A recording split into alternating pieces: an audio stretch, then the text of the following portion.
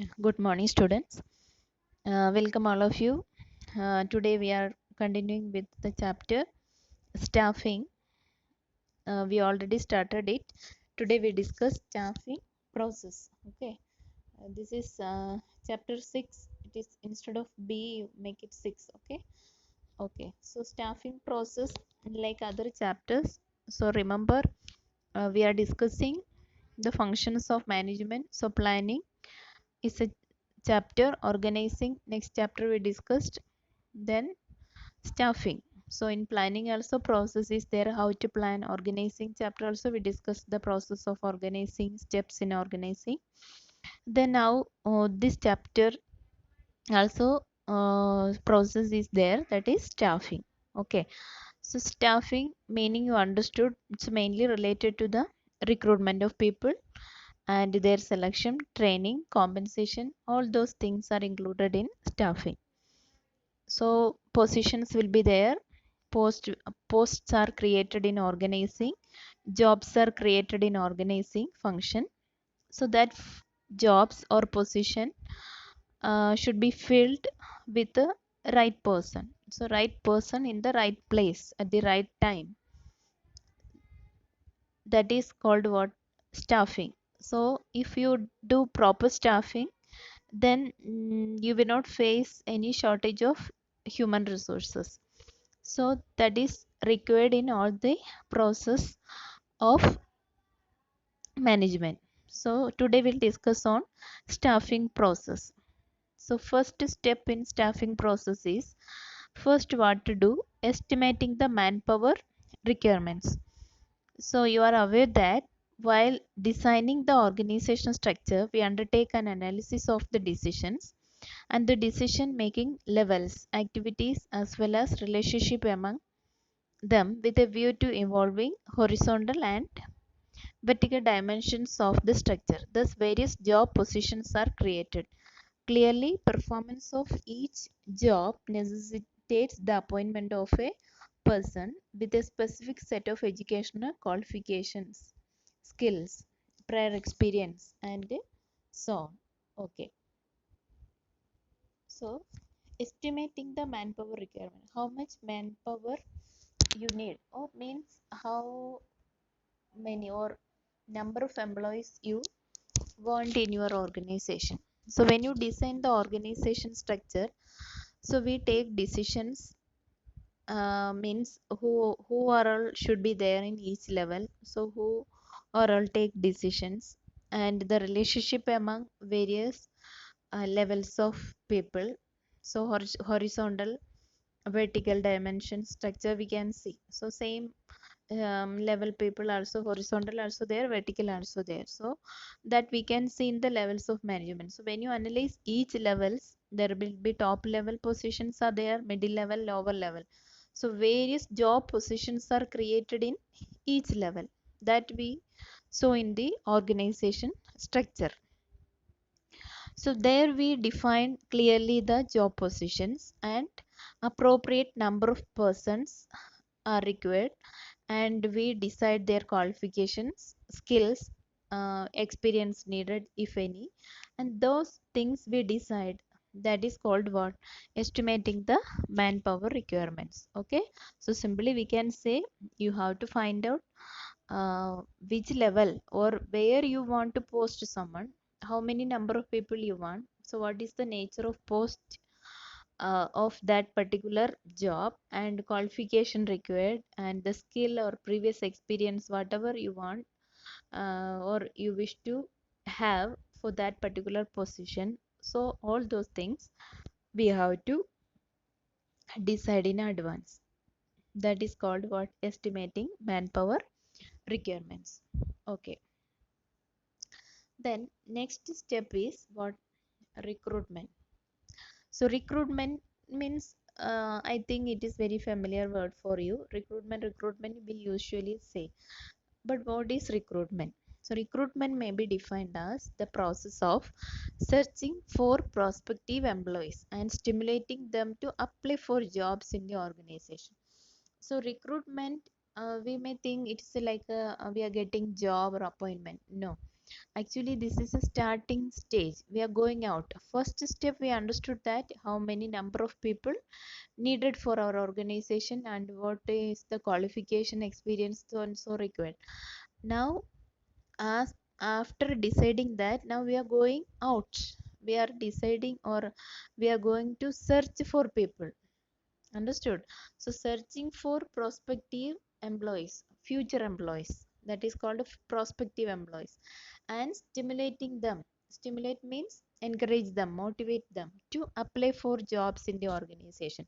So when you finish your degree, PG and all, after some years, when you see some advertisement in a newspaper or in TV or in online media, so anywhere, so what we feel like, what yes, I'll apply for this job. That one thought will come in our mind. That is called what? Stimulation. Something will motivate us to apply for that job. So from the organization, we can say, the organization side, we can say the organization is searching for future employees. That is called what? Recruitment. And they will give their advertisement in such a way to stimulate or motivate those employees to apply for the jobs. The information generated in the process of writing job description and the candidate profile may be used for developing the situations vacant advertisement. Okay, so this means information generated in the process of the job description. So when you in the organization stage, the job description is what? The nature of job, the what is the type of person, or the experience or qualification required for that job, nature and type of job, that is called what? Job description about the job. And the candidate profile may be used for developing the situation vacant. So candidate profile means, so whoever apply for that job, so that also may be used for developing the situation vacant advertisement. So how that post become vacant, and why we are advertising it. So all those things are very important when we do recruitment. So the advertisement may be displayed on the factory, office gate, or else. So we can adopt so many methods for recruitment or sources of recruitment, that also we will discuss. So mainly we can do what? If it is a factory workers, searching for factory workers and all, we can put our advertisement in front of the factory gate, or we can print media, we can use newspaper or magazines, journals and all we can give, or flashed in the electronic media, TV, news channels and all we can give. These steps involve locating the potential candidate or determining the sources of potential candidates. So now these potential candidates means future candidates only, those who become our employees, those who are going to become our employees. We are allocating, we don't know where people are available. So anyone, this is like an open call to everyone, anyone can apply for this. So first they are searching for it. In fact, there are large number of recruitment avenues available to a firm, which would be discussed later when we talk about the various sources of recruitment. Okay, so source of recruitment is a topic. After this, we will discuss in detail. There we'll discuss about the sources, where and all we can find people. So what are the sources we can use? Okay, so second step over. So first step was what? Estimating manpower requirements. Next is recruitment, and the third is after recruitment. Now people are applying for job, different places, from different places, different people are applying, and we received all the applications. Now the job of organization is to do what? Select the best one. So how to do selection? Already the previous class also I told you, normally nowadays educated people are more. So whenever they do advertisement, the number of applications which we receive will be more than the number of posts. Suppose you have 10 posts, you may receive 1000 or 2000 applications. So how to select the best 10? Only 10 posts are vacant, so you cannot appoint more than that. So how to select that? That is an important question. Okay, so for that we can adopt different selection methods, that also in detail we discuss. Now just we discuss the process only. Okay, so selection is the process of choosing from among the pool of the prospective job candidates developed at the stage of recruitment. So previous stage was what? Recruitment. In the recruitment stage, you created a pool of the prospective job candidates. You got so many number of, for example, your job vacant position is 10, but you received applications 100, so that is a pool. 100 people are available in your hand. So from amongst these 100 people, you have to select the best 10 candidates. So that only you are going to do in the selection process. So even in case of highly specialized jobs where the choice space is very narrow, the rigor of the selection process serves two important purposes. So what is that? It ensures that the organization gets the best among the available. Yes, so always when the organization does selection process, so they want to ensure two things. First is what? They get the best amongst the available. So 100 available now, from among these 100 available people, so best one we have to select. Next is it enhances the self-esteem and prestige of those selected and conveys to them the seriousness within which the things are done in the organization. So second thing is what? Those who are selected should feel how seriously they are selected and how important is their selection, and how they are posted in the organization, how important they are, and how organization should be also important for them. So both the things should be there. Even for example, if I say about my job, we also have gone through so many processes to get job in, or to be selected as a KVS teacher. So we have written, we applied first, then we will get a call letter for written test, then we how to go where they give exam center, there we have to go. I have written my exam in Bangalore. After written exam, result will come, then they publish the marks. So if your mark is above cutoff mark, you cleared written test. Then got interview was in Delhi, so we went to Delhi. So interview attended.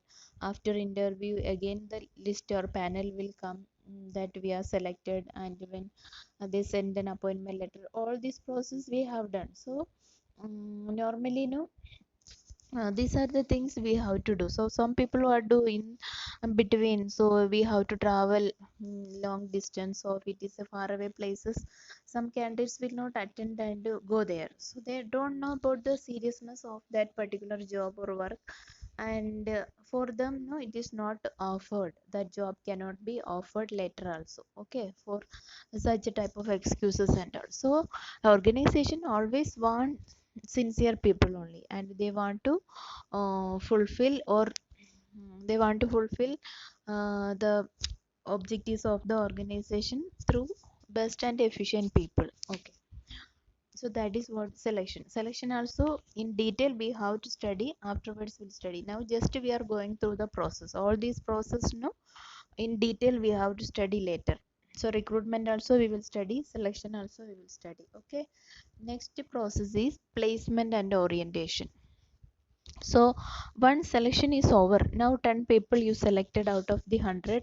So next is what?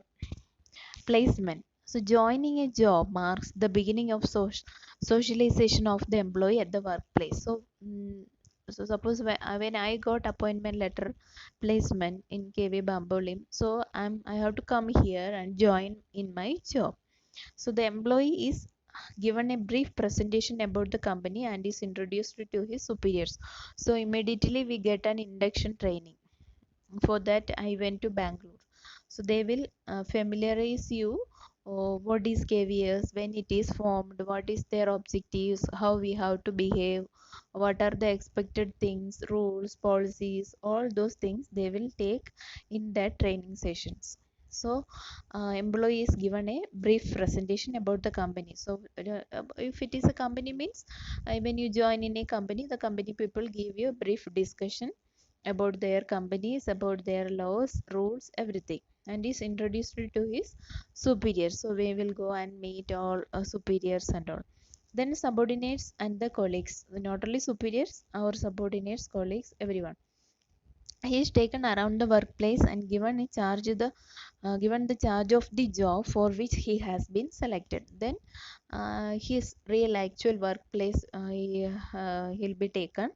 If it is a separate chamber or office room is provided, then he will be taken there, and a charge of the job has been given. And then this process of familiarization is very crucial and may have a lasting impact on his decision to stay and on his job performance.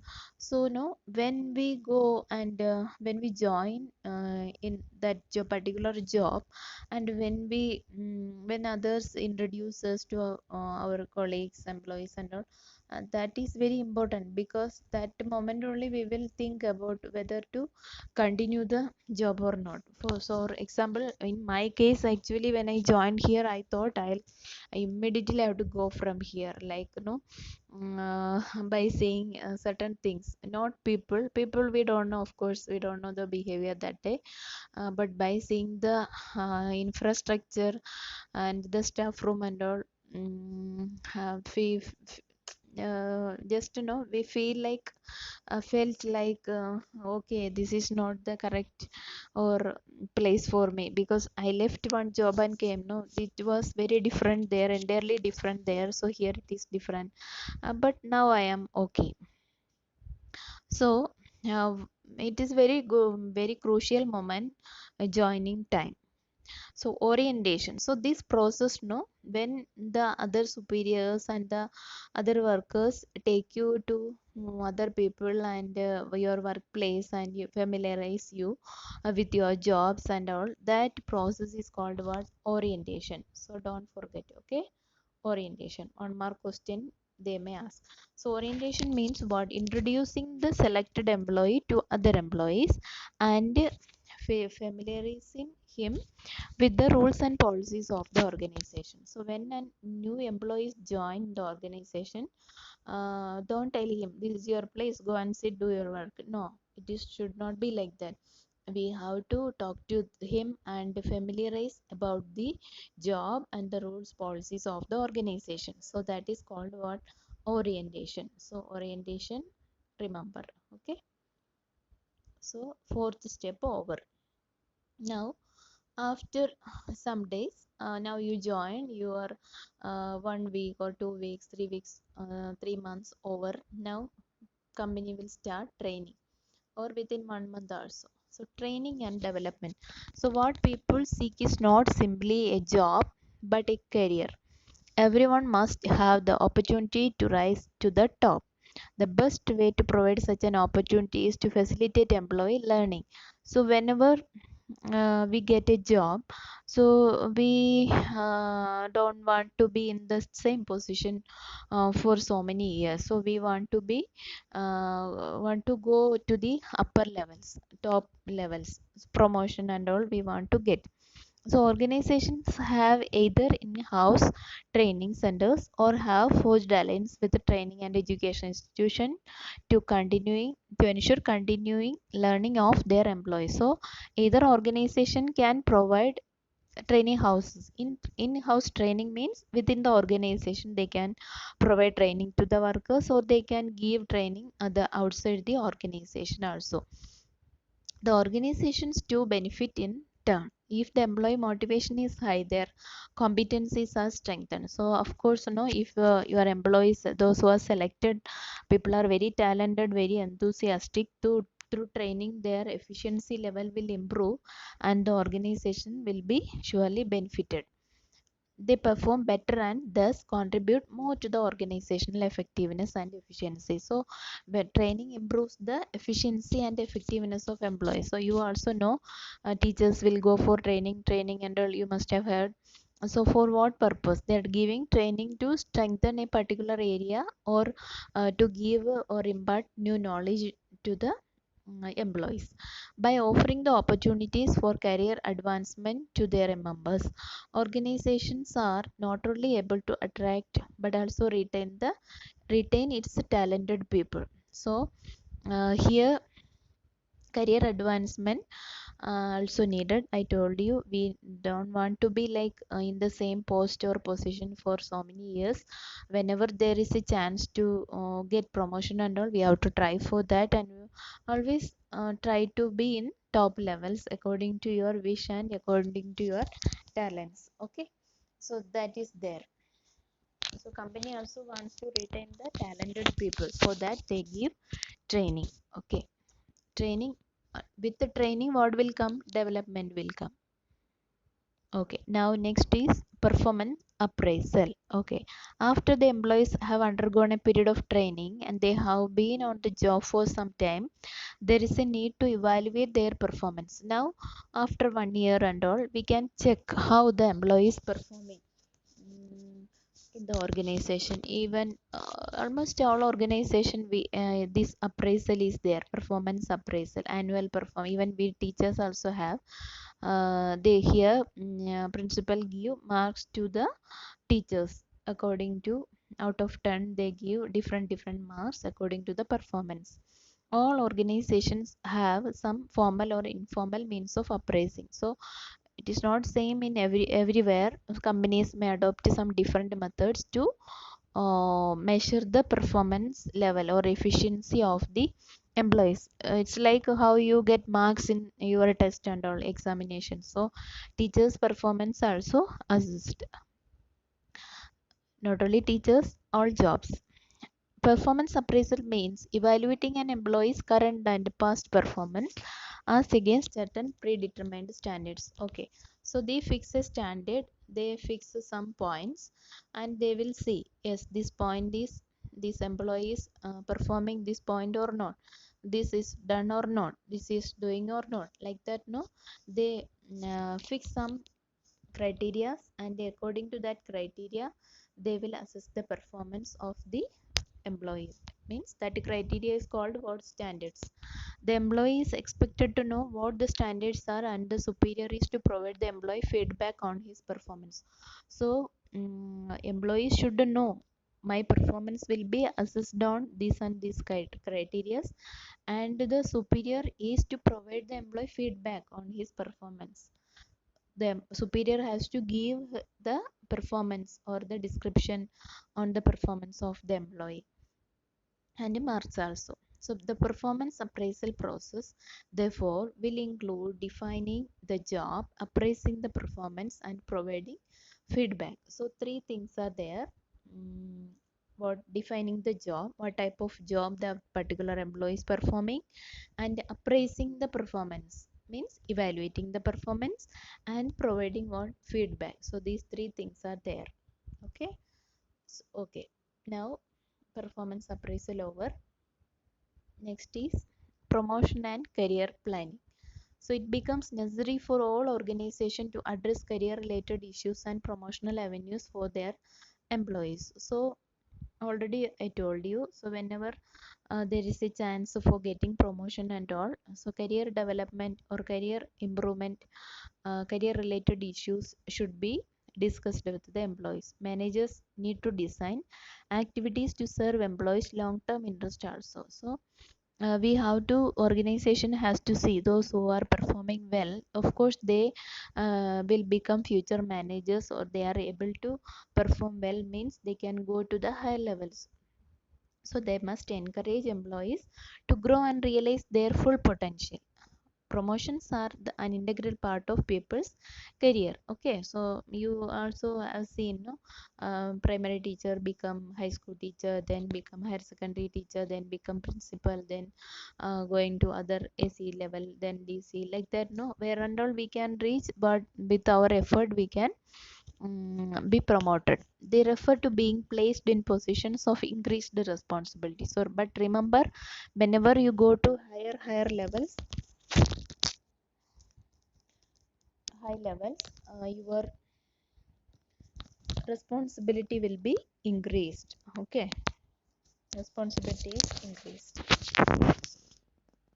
Now next is compensation. So compensation is payment part. So what you will get it back. All organizations need to establish wage and salary plans for their employees. There are various ways to prepare different pay plans depending on the worth of the job. Okay, so wages and salary now we have to fix. Without that, nobody will work. So basically, the price of the job needs to be determined. So what is the price of job? Price of job means what? For a particular job, how much salary should be paid in a month? That is compensation, therefore refers to all forms of pay or rewards going to the employees. So whatever payment can be given to an employee, that is called what? uh, Employee, that is called what? Compensation. It may be the in the form of direct financial payments like wages and salaries, and non-financial payments also there. This compensation also in detail we will study later. Okay, so compensation, this much only. Compensation is the reward for doing jobs in the organization. Yeah, incentives, commissions and bonus, not only financial like wages, salaries, incentives, commissions and bonus, and indirect payments like employer paid insurance and vacations. Okay, so vacation, teachers are vacation staff, that means during vacation also they get salary, so in that way it is good for the for their families. Okay, so compensation we'll discuss in detail. Okay, so these are the steps, 8 steps are there, 8 processes are there.